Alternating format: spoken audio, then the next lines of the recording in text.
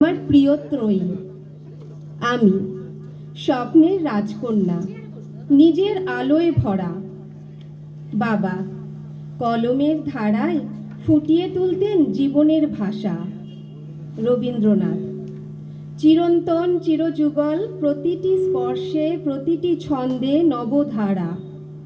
তাদের কলমের আলোয় আমার অন্তরে জন্ম নেয় প্রকৃতির সাজে গড়া চিরসবুজ চারুলতা। প্রসিনিয়াম নাটকের নাম, কিন্তু আসলে এক নীরব মহাকাব্য, স্বর্ণাক্ষরে গাঁথা, তবু ইতিহাসের পাতায় খোদাই হতে পারেনি। বাতাসে মিলিয়ে যাওয়া করতালির শব্দ নেই, কোনো মুদ্রণ নেই, কোনো আলো জ্বলে ওঠেনি মঞ্চে।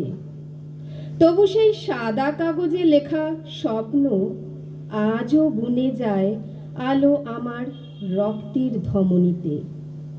আমার বাবা শব্দের কারিগর, আলোহীন মঞ্চের এক নক্ষত্র। ডিরেক্টরের চেয়ারে বসেও তিনি ছিলেন নীরব স্রষ্টা, যিনি আলোকে ডাকেননি, আলোকে জন্ম দিয়েছেন।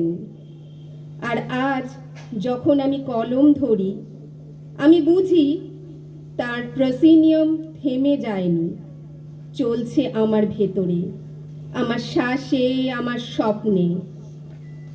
রবীন্দ্রনাথ এক আকাশ সমান সুরের আলো, অমরত্বের আশীর্বাদ যা কখনো শেষ হয় না।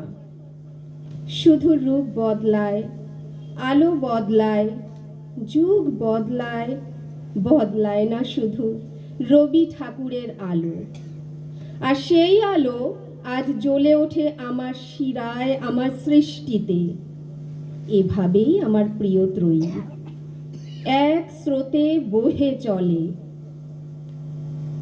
রবির অনন্ত নীল আকাশ, বাবার মহিরুহের দীপ্তি, আর আমার অন্তরের নতুন প্রাণ শক্তি। তিনজন, তিন পথ, তিন আলো, এক আত্মা। তাদেরই দর্শিত পথে চলেছি আমি উত্তরাধিকার সূত্রে, স্বর্ণাক্ষর গাঁথতে।